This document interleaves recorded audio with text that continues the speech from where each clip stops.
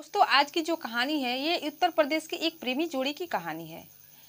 ये प्रेमी दोनों एक दूसरे से बेहद प्यार करते हैं। फिर अचानक एक दिन प्रेमिका की शादी हो जाती है और जब प्रेमिका की शादी हो जाती है तो उसका प्रेमी उसकी जुदाई बर्दाश्त नहीं कर पाता है और इससे मिलने की चाह में एक ऐसा प्लान बनाता है जिससे कि वो उसे हर वक्त उसको देख सके, उससे मिल सके और बिना किसी रोक टोक के उसके घर आ जा सके। तो दोस्तों उसका जो प्रेमी रहता है उसी के ससुराल में जाकर मंदिर का महंत बन जाता है। तो दोस्तों इस कहानी की पूरी जानकारी के लिए वीडियो में लास्ट तक बने रहिएगा। तो दोस्तों नमस्कार, मैं हूं ज्योति कुशवाहा और आपका ज्योति वॉइस चैनल में तहे दिल से स्वागत है।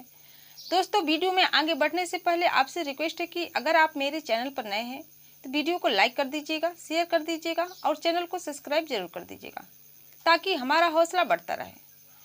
तो दोस्तों उत्तर प्रदेश में सीतापुर की जहां 25 मार्च 2024 को पुलिस को एक सड़क के किनारे एक बोरे में पड़ी लाश मिलती है और जब इस लाश की शिनाख्त की जाती है, जांच की जाती है, तो जो मामला निकलकर सामने आता है वो इस प्रकार है।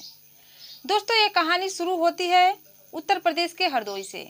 उस हरदोई गांव में एक लड़की रहती है जिसका नाम अंजलि रहता है और उसी के सामने एक घर रहता है और वहाँ उस घर में एक लड़का रहता है जिसका नाम संतोष रहता है। दोनों लड़के लड़की का आमने सामने घर था और दोनों का डेली एक दूसरे से देखा देखी होती थी और इससे बातचीत भी होने लगी और बातचीत के दौरान कब उनका प्यार हो गया पता ही नहीं चला। समय गुजरता गया और समय के आगे चलते चलते उसका प्यार भी बहुत दोगुना होता गया। फिर उन लोग का प्यार परवान चढ़ने लगा, दोनों एक दूसरे से मिलने जुलने लगे। दोस्तों फिर अचानक एक दिन लड़की की शादी हो जाती है। अंजलि की उसके परिवार वाले शादी कर देते हैं सीतापुर में और जब सीतापुर में उसकी शादी हो जाती है तो उसका जो प्रेमी रहता है संतोष, उसको उसकी जुदाई बर्दाश्त नहीं हो पाता है और उससे मिलने की चाह में वो सोचता है कि उसे कैसे बात करें और ऐसा कदम उठाता है कि उसके ससुराल जाकर उस मंदिर का महंत बन जाता है जो कि बिना किसी रोक टोक के उस अंजलि से मिल सके, बात कर सके, उसके घर आ जा सके।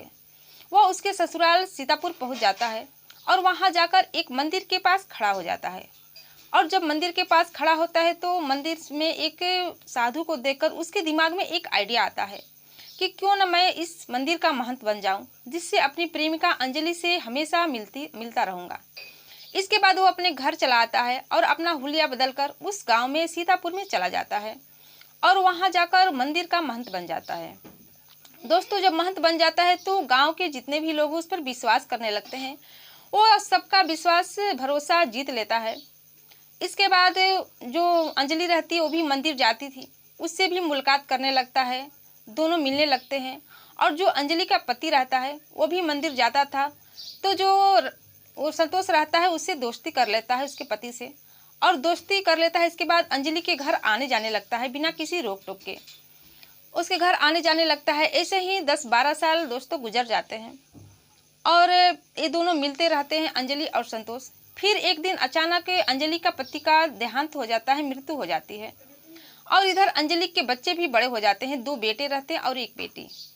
और जब वो महंत जो संतोष रहता है उसके घर आता जाता रहता है बराबर, अब तो उसे रोकने वाला और कोई नहीं था। अंजलि के पति का भी देहांत हो गया था।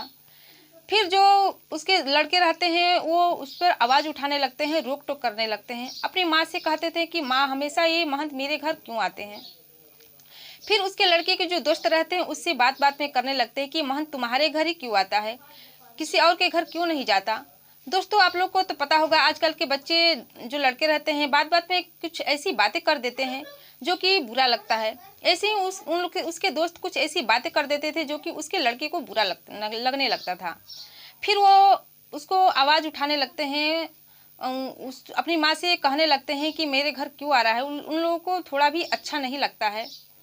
फिर ऐसे ही धीरे धीरे समय गुजरता जाता है और जो संतोष रहता है अंजलि को बात बात पर कुछ न कुछ सबके सामने बोल देता था। वो ऐसा कुछ कह देता था जो कि नहीं कहना चाहिए, जो कि अंजलि भी उससे नाराज रहने लगती है। और इतना ही नहीं दोस्तों, वो उसी के घर को तंत्र मंत्र की विद्या में तब्दील कर देता है और लोगों के कष्टों का निवारण करने लगता है। जो किसी को भी कुछ भी दुख परेशानी होती उसी के घर में बुलाता और अपना अनुष्ठान करता। और पूरे एरिया में उसका, अंजलि का घर तंत्र मंत्र विद्या का अड्डा बन गया था और लोगों का वहाँ पर इलाज करता। ऐसे ही समय गुजरता जा रहा था और उसके बच्चे भी आवाज़ उठा रहे थे कि हमारे घर क्यों आ रहा है, इसको नहीं आना चाहिए था। फिर जो अंजलि रहती है उसी का बड़े बेटे की शादी कर देती है। जब शादी कर देती है तो उसकी बहू घर पे आती है। जब बहू घर पे आती है तो जो महंत आते हैं संतोष, उसको देखकर वो भी परेशान हो जाती है, उसको भी अच्छा नहीं लगता है। ससुर रहते तो कुछ बात और रहता, लेकिन ये तो कोई गैर मर्द है। वो भी अपनी सासू माँ से इस बात को कहती है, लेकिन जो सासू माँ है वो क्या करे, वो भी उससे विवश हो गई थी। वो जब भी उसे यहाँ से जाने के लिए कहती तो संतोष जो रहता उसको धमका देता था, डरा देता था कि अगर तुम मुझे यहाँ से निकालोगी तो मैं तुम्हारी सच्चाई सब गांव वालों को बता दूंगा और ये कह दूंगा कि तुम्हारे लिए ही मैंने 15 साल से यहाँ महंत बनकर रह रहा हूँ और ये चाल तुम्हारी ही थी। इस पर अंजलि विवश हो जाती है, लाचार हो जाती है। वो चाहकर भी कुछ नहीं कर पाती है। फिर उसके बड़े बेटे बहू को ये अच्छी नहीं लगती है, अच्छा नहीं लगता है। फिर बड़ा बेटा अपना परिवार को लेकर चले जाता है और जो उसकी बेटी रहती है उसको भी अच्छा नहीं लगता है। वो भी अपनी माँ को छोड़कर अपने भैया भाभी के यहाँ चली जाती है। दोस्तों, इसके बाद बच जाता है उसका छोटा बेटा। और जब छोटा बेटा बच जाता है तो वो अपने बेटे परिवार को खोना नहीं चाहती थी। कभी कभी तो जो महंत रहता है संतोष, वो सबके सामने अंजलि को लेकर कमरे में चला जाता। इसके बाद कुछ देर बाद ही बाहर निकलता। फिर एक दिन ऐसे ही चलते, फिर एक दिन 25 मार्च 2024 को महंत का फोन आता है संतोष का, और वो अंजलि से कहता है कि मैं आज तुम्हारे घर में ही रहूंगा और तुम्हारे घर ही खाना खाऊंगा और होलिका दहन मनाऊंगा। फिर अंजलि को ये मौका बहुत ही अच्छा लगता। वो इस मौके को गंवाना नहीं चाहती थी। वो तुरंत हामी भर देती है कि हाँ, आप यहाँ पर आ जाइए। और इससे पहले दोनों माँ बेटे जो रहते हैं प्लान बनाए रहते हैं। इसके बाद जो महंत रहता है संतोष, वो अंजलि के घर पे आता है। उसको अच्छे अच्छे पकवान बनाए जाते हैं, खिलाए जाते हैं। इसके बाद रात को सो जाता है।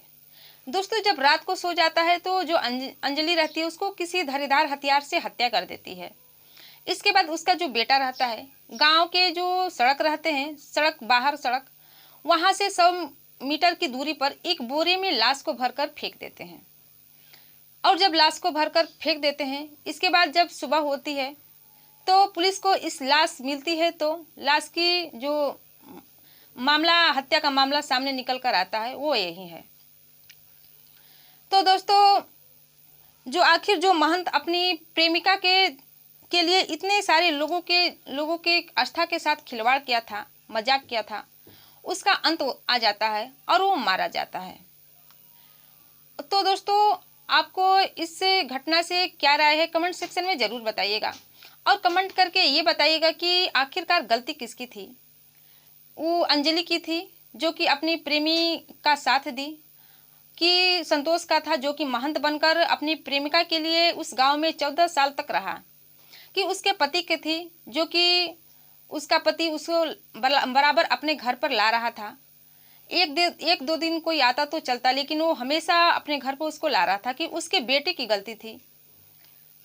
तो आपकी इस कहानी, इस घटना का सुनाने का क्रम आपको दुखी करना, परेशान करना नहीं था, बल्कि जागरूक करना और सचेत करना था। तो दोस्तों, आपकी ये कहानी कैसी लगी कमेंट सेक्शन में कमेंट करके जरूर बताइएगा। और ये कहानी थोड़ी सी भी अच्छी लगी होगी तो प्लीज़ मेरे चैनल को सब्सक्राइब कर दीजिएगा, वीडियो को लाइक कर दीजिएगा, शेयर कर दीजिएगा, ताकि हमारा हौसला भी बढ़ता रहे। तो दोस्तों, फिर मिलते हैं अगले दिन नई कहानी के साथ, नई घटना के साथ। तब तक के लिए जय हिंद, जय भारत।